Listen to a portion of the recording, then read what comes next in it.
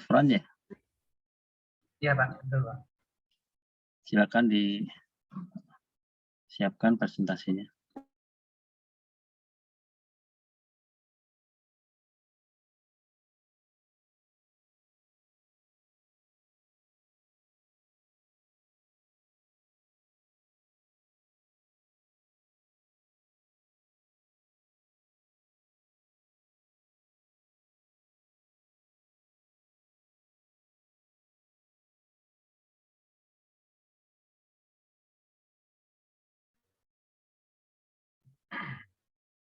Assalamualaikum warahmatullahi wabarakatuh. Waalaikumsalam warahmatullahi wabarakatuh. Selamat malam semuanya teman-teman sekalian. Maaf baru bisa mempresentasikan hasil dari untuk pembahasan tentang media. Langsung aja. Pertama ada pengertian media.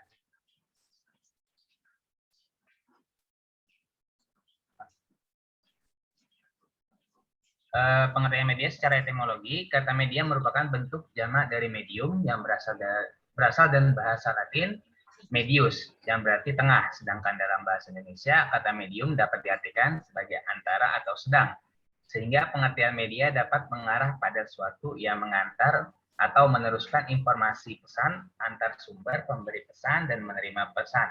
Media dapat diartikan sebagai suatu bentuk dan saluran yang dapat digunakan dalam suatu proses penyajian informasi.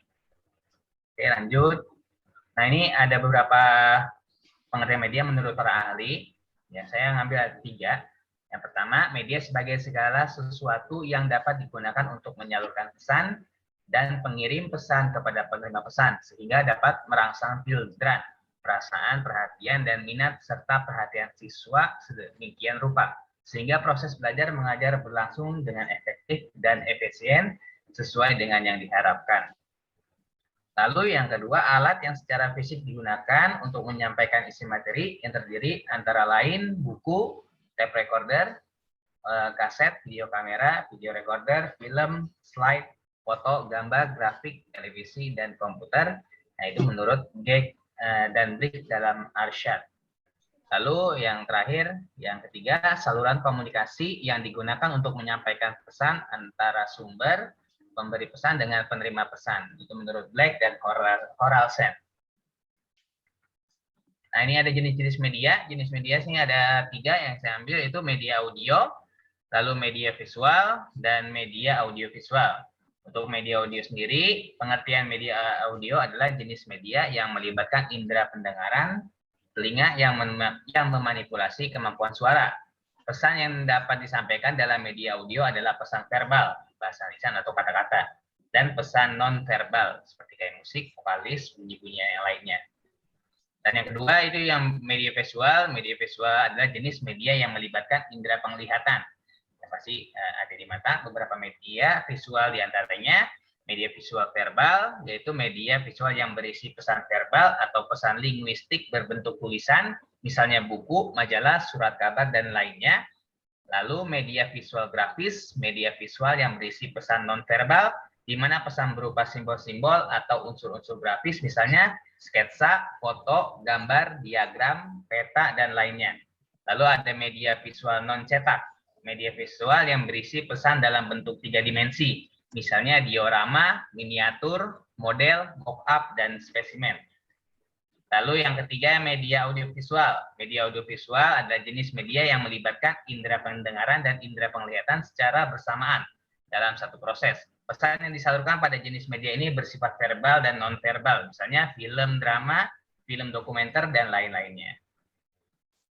Nah, sini ada fungsi-fungsi media secara umum. Fungsi media secara umum itu sebagai sarana informasi kepada masyarakat, lalu sebagai sarana untuk mendapatkan hiburan, relasi, dan pengalihan perhatian dari ketegangan sosial, sebagai sarana pendidikan bagi masyarakat umum dan bagi para siswa secara khusus, membantu mengatasi keterbatasan ruang, waktu, dan daya indera, sebagai sarana mengekspresikan pendapat, ide, dan gagasan kepada khalayak, lalu sebagai sarana untuk melakukan pengawasan atau kontrol sosial bagi masyarakat. Di sini ada kriteria pemilihan media yang saya ambil, yaitu menurut Nana Sujana dan Ahmad Rifai yang dikutip oleh Pupuh Fatur Rahman mengemukakan rumusan pemilihan media dengan kriteria sebagai berikut. Ada 4 ya. Pertama, ketepatan dalam tujuan pembelajaran, artinya media pengajaran dipilih atas dasar tujuan instruksional yang telah ditetapkan. Lalu dukungan terhadap isi bahan pelajaran, artinya bahan-bahan pelajaran yang sifatnya fakta, prinsip, konsep, dan generasi sangat memerlukan bantuan media agar lebih mudah dipahami siswa. Lalu kemudahan memperoleh media, artinya media yang diperlukan mudah diperoleh, setidaknya mudah dalam menggunakan apapun jenis media yang diperlukan, syarat utama dapat menggunakannya dalam proses pengajaran. Lalu yang terakhir, sesuai dengan taraf berpikir siswa, memilih media untuk pendidikan dan pengajaran harus sesuai dengan taraf berpikir siswa. Nah, sini prinsip-prinsip media juga. Dalam menggunakan media, hendaknya guru memperhatikan sejumlah prinsip tertentu agar penggunaan media dapat mencapai hasil yang baik. Prinsip-prinsip menurut Nana Sujana yang dikutip oleh Syaiful Bahri dan Aswan Zain adalah menemukan jenis media yang tepat, menetapkan atau memperhitungkan subjek yang tepat, menyajikan media dengan tepat, menempatkan atau memperhatikan media pada waktu tepat dan situasi yang tepat. Adapun manfaat media dalam pembelajaran, menurut Camden Dayton 1985 mengidentifikasi beberapa manfaat media dalam pembelajaran, yaitu ada 8, yaitu yang pertama, penyampaian materi pelajaran dapat diseragamkan. Yang kedua, proses pembelajaran menjadi lebih jelas dan menarik. Yang ketiga, proses pembelajaran menjadi lebih interaktif. 4, efisiensi dalam waktu dan tenaga. 5, meningkatkan kualitas hasil belajar siswa.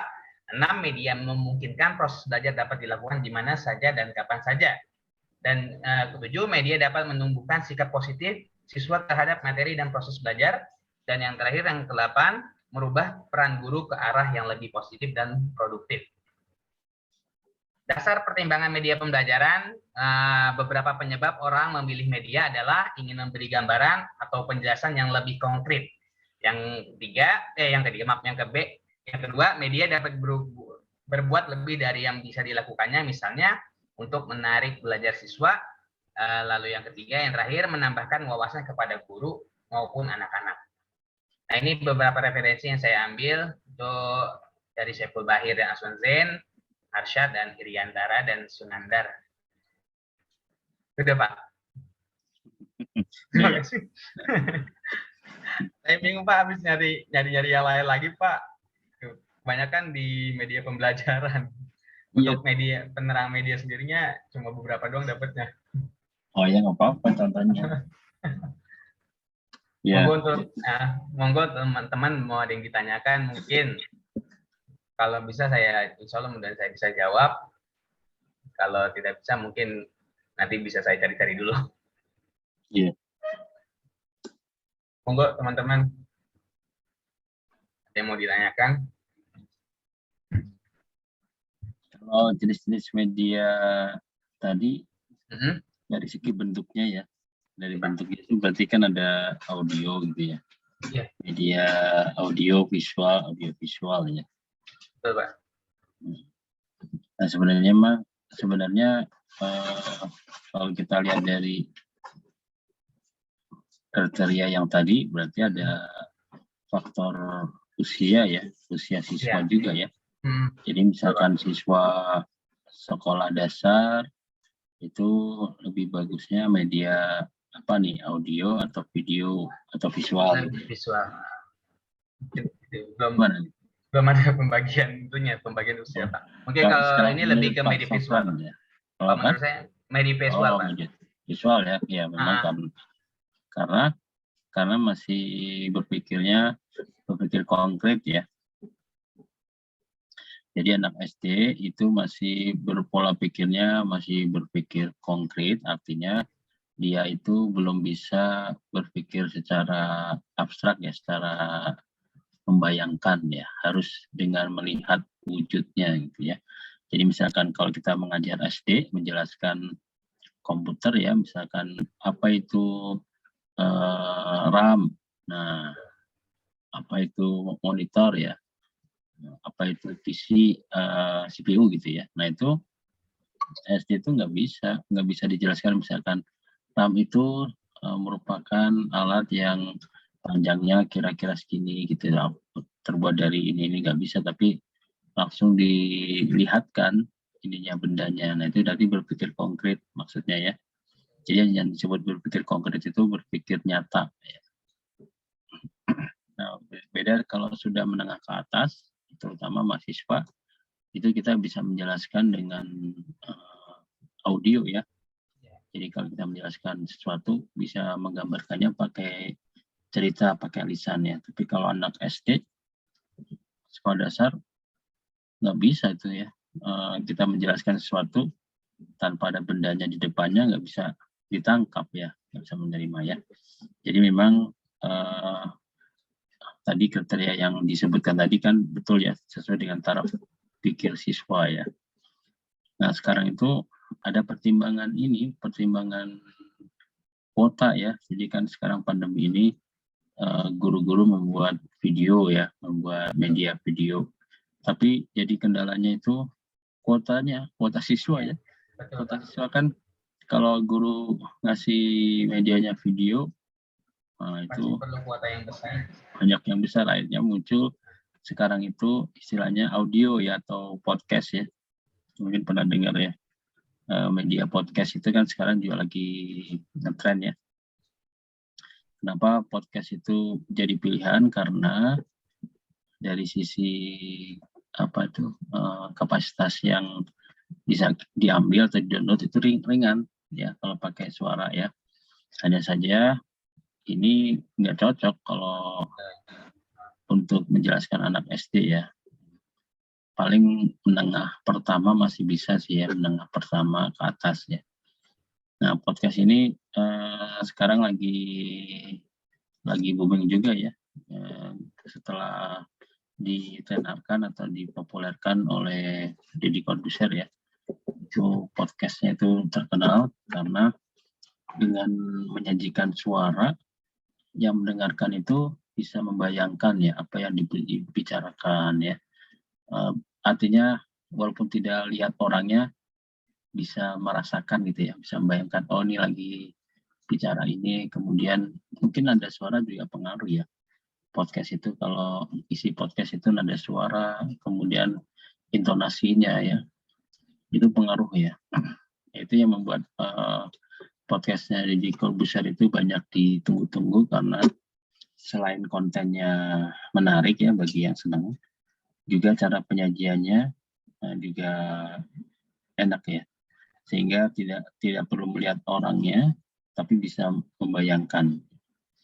Nah, kemudian kalau audiovisual itu lebih ini lagi ya, biasanya kalau visual itu biasanya sekarang udah ada audionya ya, kan jarang sekali ya sekarang visual itu tidak. Kalau visual ini berarti ini visual yang gambar ya, bukan video ya. Kalau visual grafis media itu diagram, oh ya masih belum bergerak ya. Nah kalau animasi itu masuk kategorinya yang audiovisual ya. Audiovisual ya. Nah kalau visual mungkin gambar ya.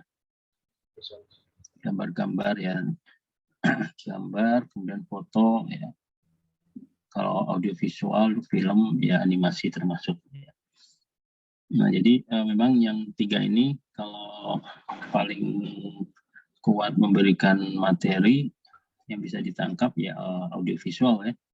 Cuma dari segi cara pembuatannya juga lebih susah ya. Dan ini menjadi kekuatan bimbelnya Ruang Guru ya. Walaupun dia online tapi sangat sangat bisa dipahami oleh siswa karena audiovisual itu bagus sekali ya. Media interaktifnya bagus sekali. Bahkan ada yang mengatakan lebih paham dijelaskan di Ruang Guru ya dibandingkan di guru sebenarnya gitu. Nah itu artinya peran medianya itu bagus ya. Nah ini kekuatan media itu memang sangat penting dalam pemberian materi atau pembelajaran ya. Semakin medianya semakin menarik, dikemasnya semakin bagus, kemudian cara penyajiannya juga tidak kaku ya, tidak bosan, itu malah lebih disenangi dan lebih mudah dipahami ya. Dibandingkan kalau bertemu langsung Ya, kadang ada yang seperti itu kan. Daripada dijelaskan langsung nggak paham sama gurunya, begitu lihat media interaktif lebih paham ya. Nah itu berarti memang peran media sangat penting. Siapa lagi yang dibahas di media ya? Kalau dampak negatifnya ada nggak media itu? Dampak negatifnya, nah, saya belum ada sih Pak, saya nggak nyari dampak negatifnya. Oh, positifnya ada? Mungkin kalau positifnya manfaat di dalam Manfaat ya? pembelajarannya, manfaat dari media dalam pelajaran. Nah ini positifnya ya. Kalau negatifnya kira-kira apa ya? Kalau negatifnya, namanya media, mungkin menurut saya kan ada beberapa siswa mungkin sepertinya di kendala kuota misalnya salah satunya. Nah itu. Soalnya di sekolah saya. Kalau kuota bukan itunya ya, bukan dari sisi medianya ya. Kalau dari sisi medianya apanya ya? Mungkin tidak semua siswa lebih menyukai media mungkin Pak, pengennya lebih secara langsung bertemu dengan gurunya. Mungkin salah satunya contoh di sekolah di rumah saya nih, sekolah di daerah saya, itu rata-rata hampir semua anak bilang kalau misalkan daring bikin bingung, apalagi matematika gitu. Jadi butuh Oh iya jelas. butuh secara langsung dengan gurunya, interaksinya. Berarti tidak semua materi itu bisa dimediakan ya. Betul. Tapi ruang guru itu yang makanya saya salut sama ruang guru itu, dia bisa mengemas matematik itu bisa dijelaskan dengan media interaktif ya. Tapi memang itu butuh keterampilan pembuatan medianya. Jadi dia mengkombinasikan antara orang, animasi, ya. Animasi itu misalkan seolah itu nulis ya, dengan kontennya sendiri ya. Kontennya itu kekuatan juga ya. Konten yang dijelaskan itu benar-benar runut, benar-benar mudah dipahami ya. Nah, skenario lah istilahnya kalau buat film tuh skenario-nya itu ya. Kalau skenario-nya bagus, biasanya hasilnya bagus ya. Dampak negatifnya mungkin kalau manusia itu atau siswa itu kuat berapa lama ya melihat media itu? Kalau melihat sekarang buktinya aja kalau main game kuat Pak.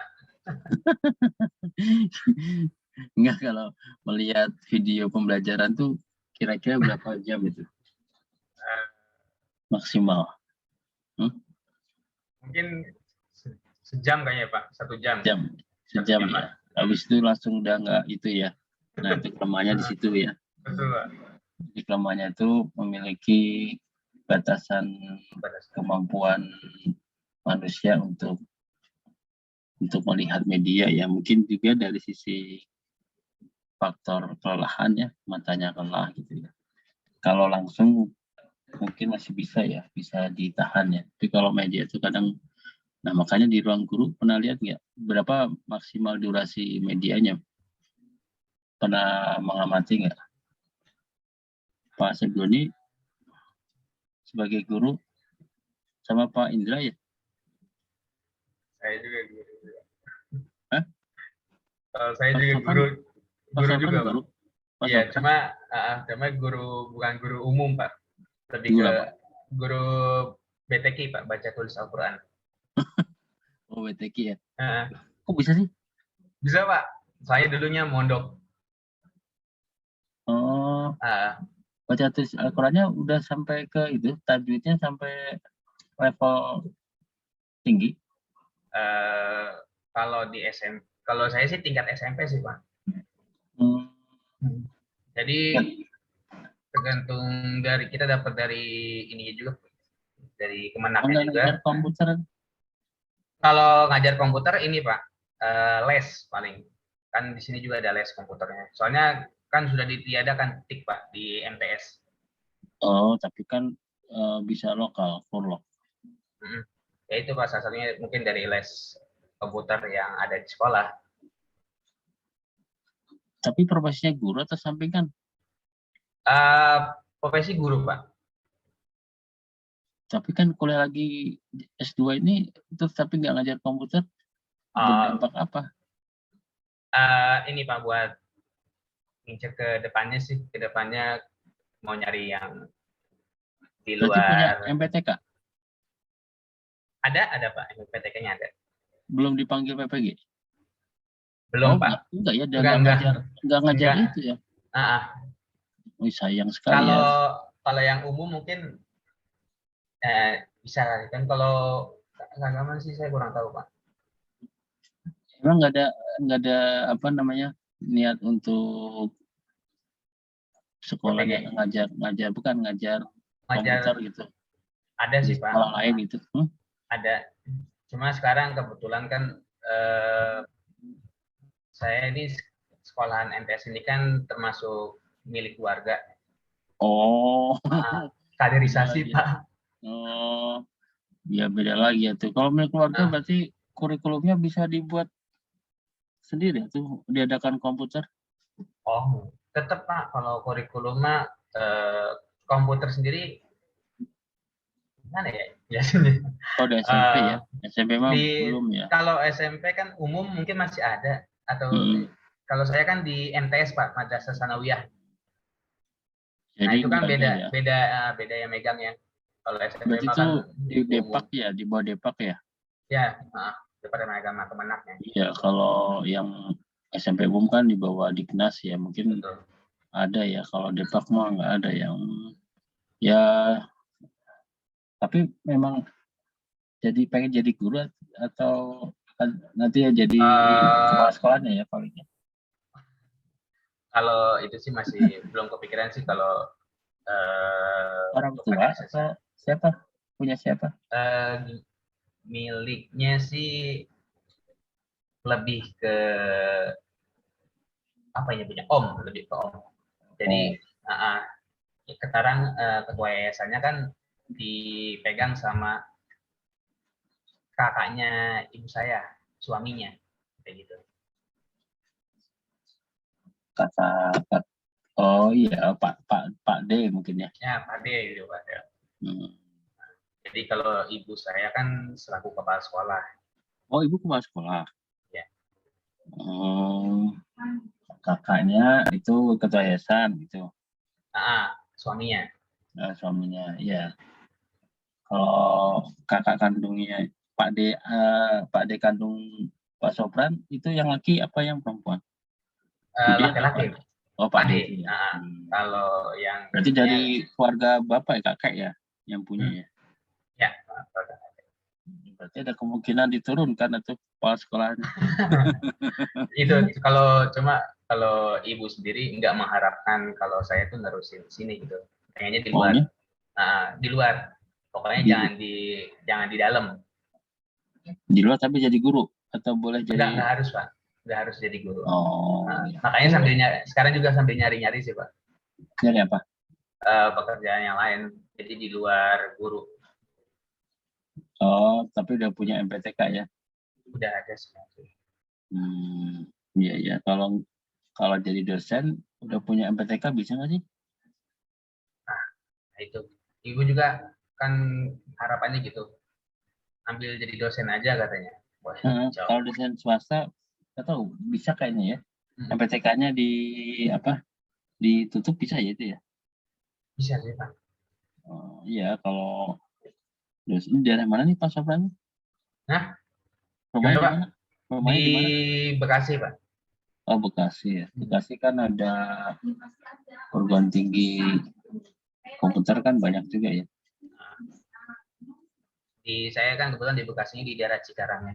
Banyak juga sih di sini yang di bidang komputer. Bisa jadi dosen swasta streaming gitu ya. Amin. Streaming itu mah banyak kan.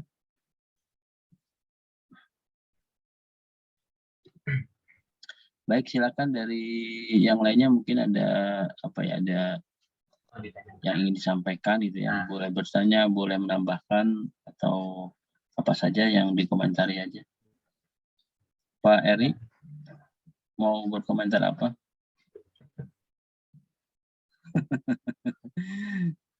Ya mungkin ada sesuatu yang ingin ditanyakan tentang media gitu dalam pembelajaran. Ada Pak Eri? Nggak ada? Mungkin ini aja sih Pak.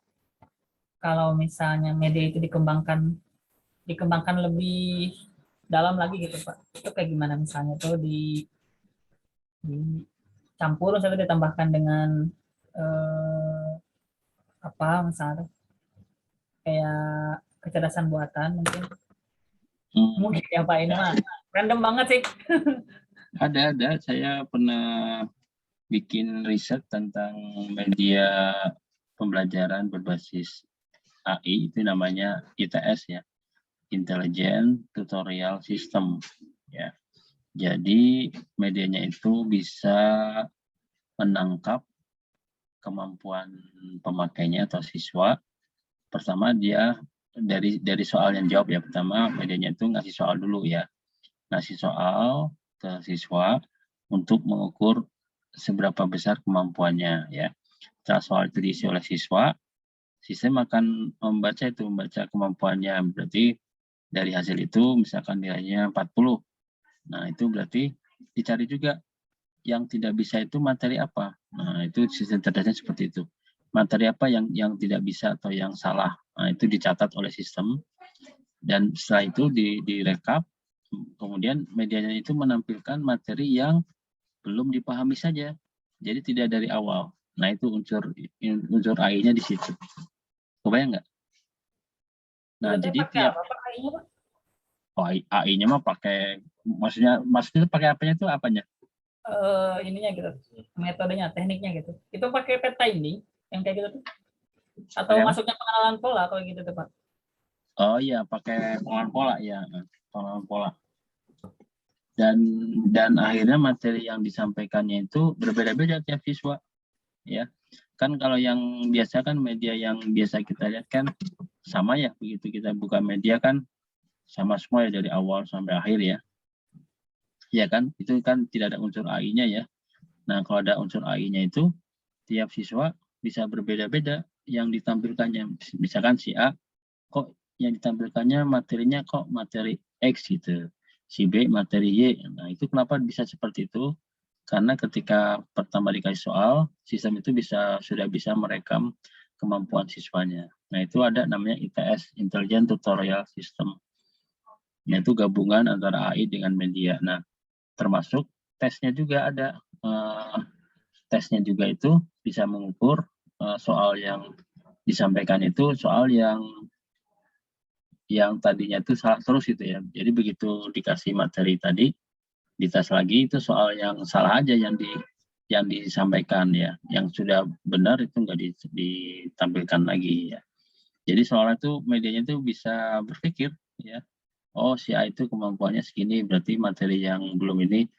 Kemudian soal yang belum paham ini, nanti tampilkannya itu gitu. Nanti si B beda lagi, si C beda lagi seperti itu. Ya. Nah, ini pernah dibuat sama saya, namanya ITS ya, tapi masih level yang sederhana ya, yang bisa mengukur kemampuan. Tapi prinsipnya sama sih, prinsip kerjanya sama aja. Ya itu Pak, jadi bisa juga digabung dengan AI. Keuntungannya apa? Keuntungannya ya siswa tidak perlu membaca atau melihat materinya itu dari awal sampai akhir lagi. Ya. Jadi kalau yang pintar ya mungkin yang ditampilkan di medianya sedikit. Ya. Tapi kalau yang nggak paham, yang kurang, nilainya kurang, ya mungkin banyak sekali yang ditampilkan materinya di media itu. Ya. Nah itu lebih efisien, ya keuntungannya lebih efisien. Dan kalau dari pembelajaran kan jadi lebih enak ya. Biasanya kan kalau kita ngajar terus ada siswa yang sudah bisa kan dia kadang jenuh gitu ya. Tapi kalau dengan media ini kan mungkin juga ditambah lagi materi yang belum disampaikan bisa dibuka ya bagi orang yang nilainya sudah tinggi, bisa membuka materi berikutnya ya, bisa dibuat seperti itu bentuk medianya ya. Ya Pak Eri ya, jadi bisa kalau digabung dengan AI media. Ya Pak, luar biasa. Terus ada lagi?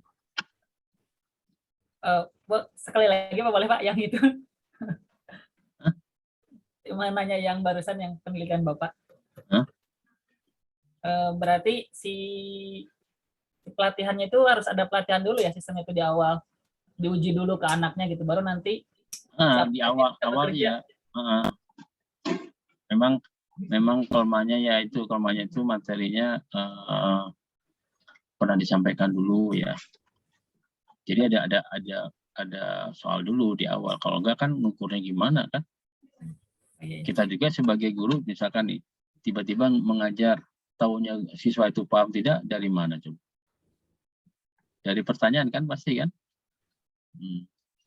Ya itu pertanyaan itu sebagai mengukur awal ya, pengukuran awal kemampuan siswa itu dari mana ya?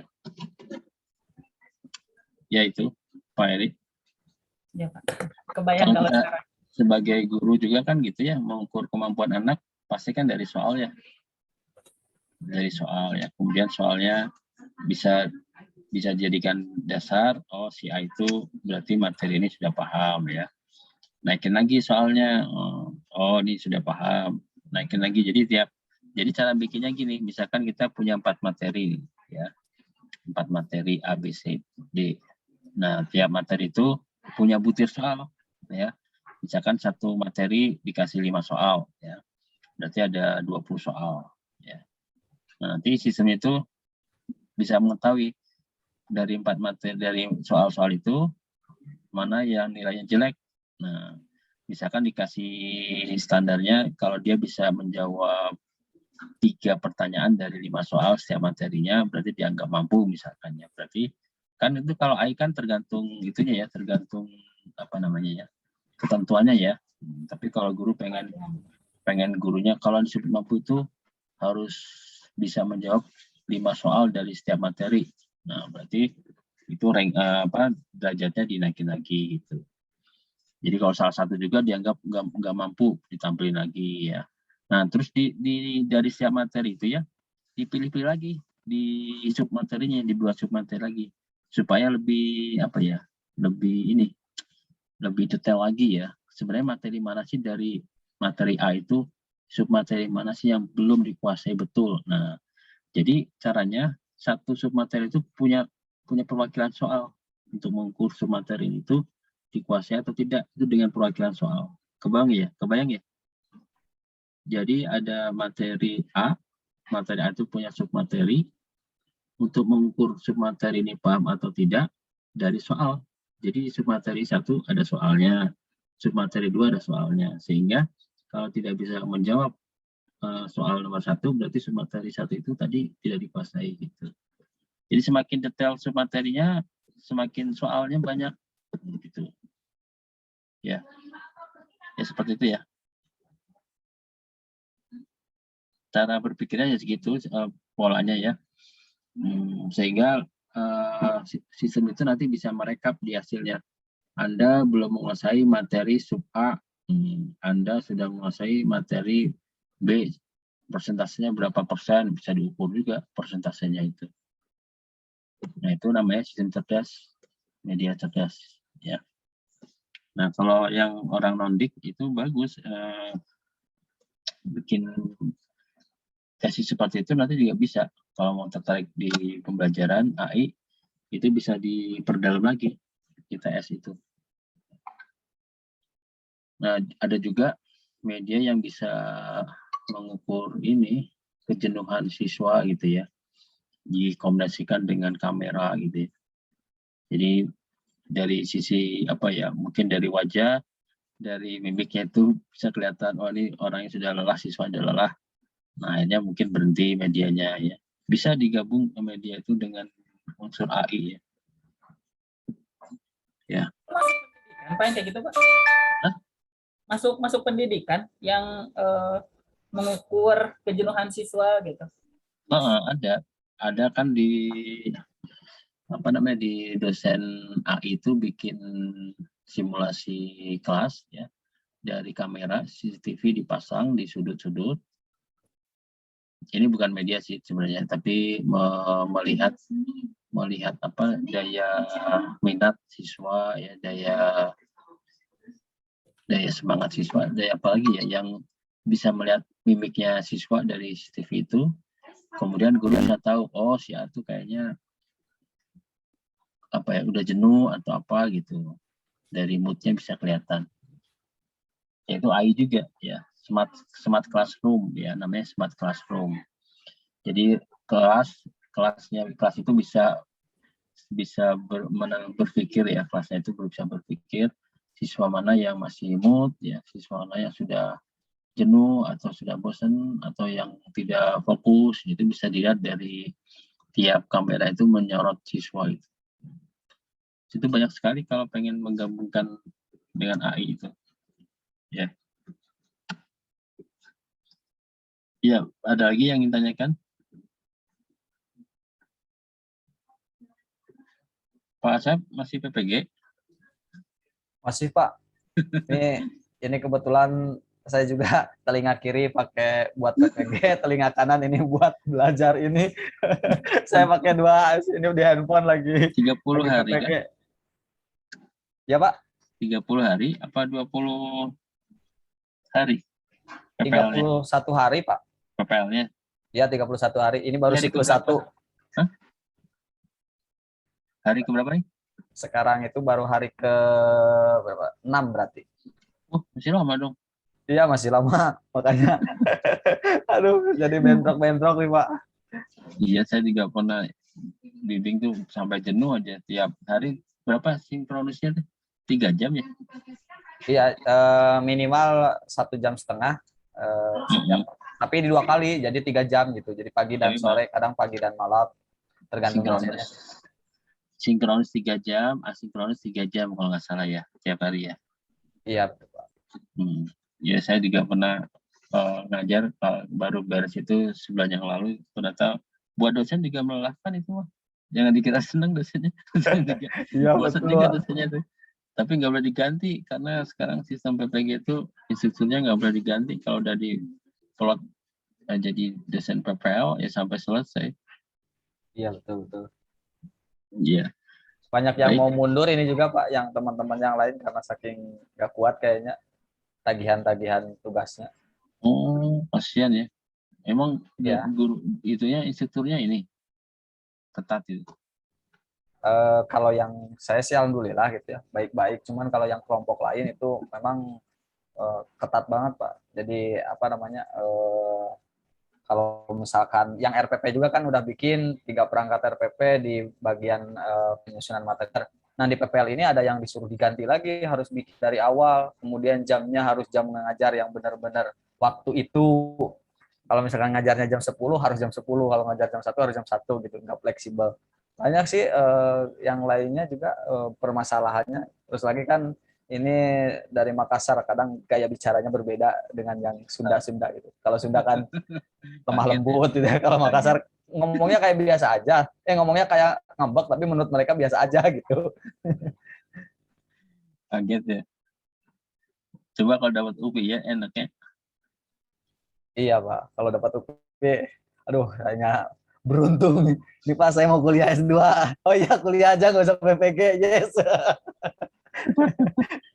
Ya sama aja syukurnya. Betul.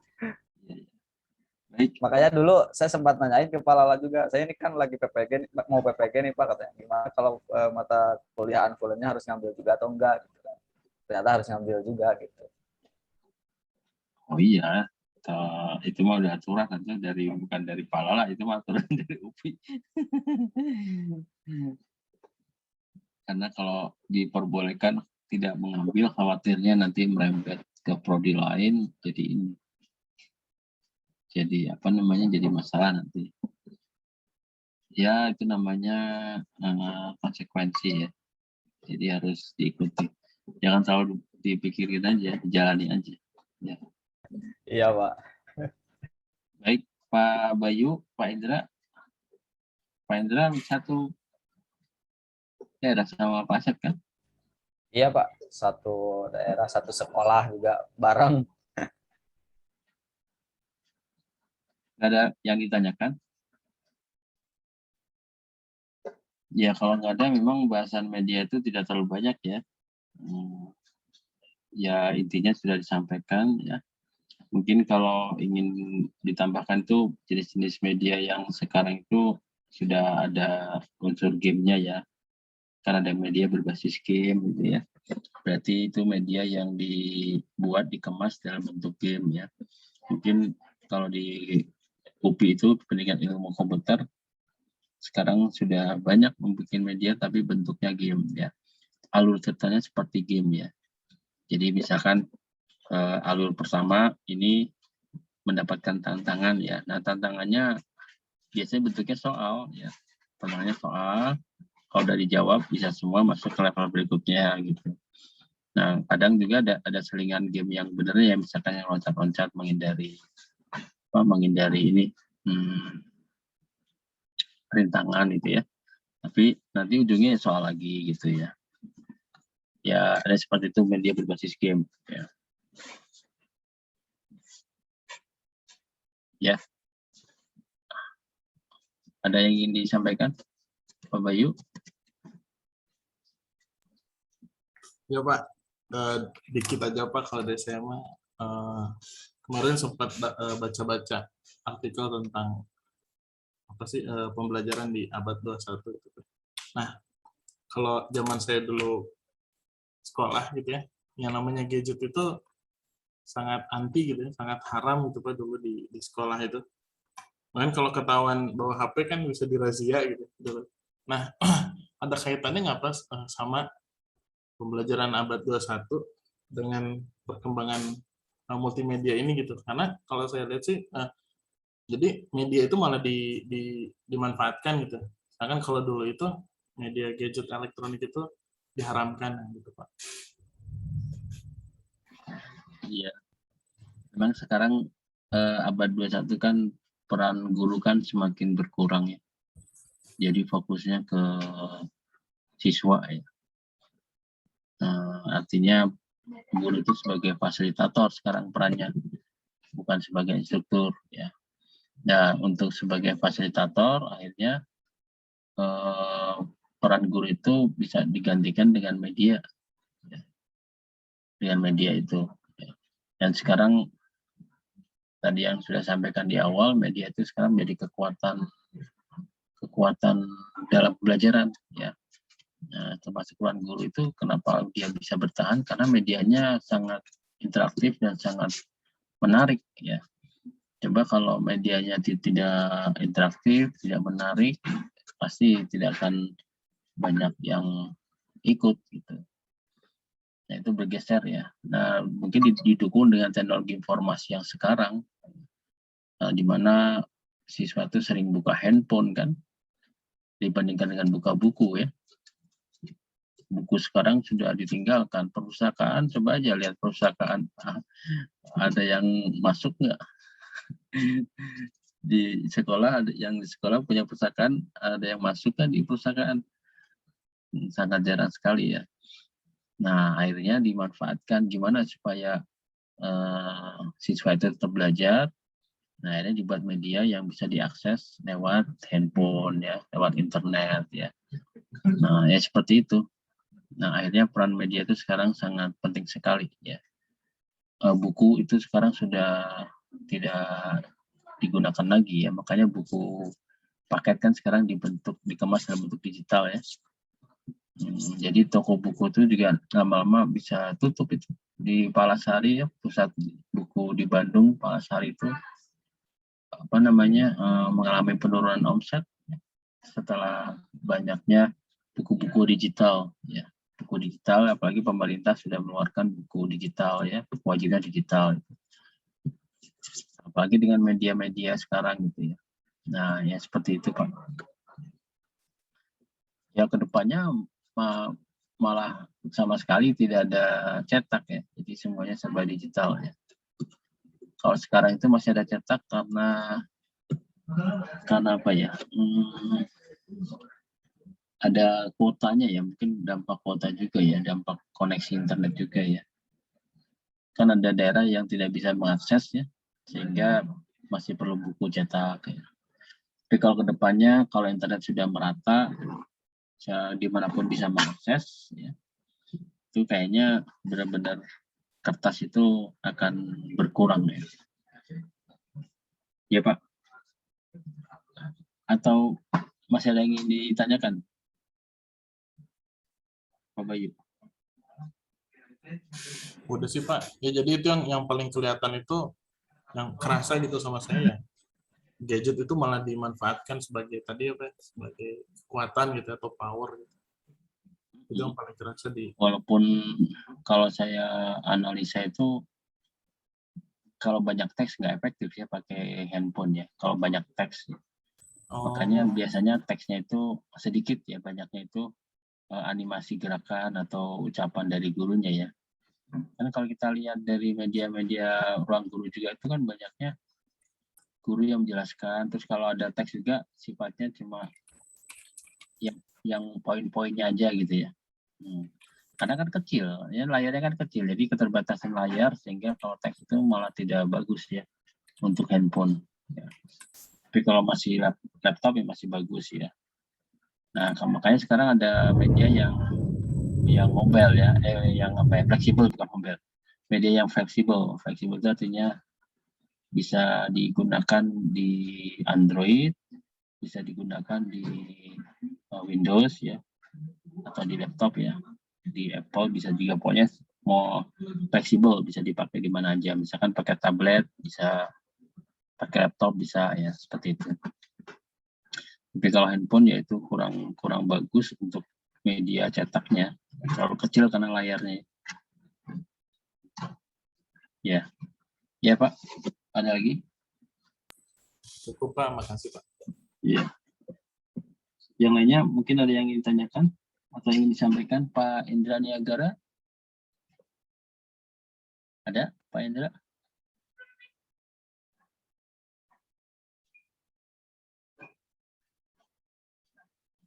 Nggak ada ya. Baik, kalau tidak ada lagi, sepertinya malam ini cukup ya. Berarti sudah maju semua ya? Sudah Pak.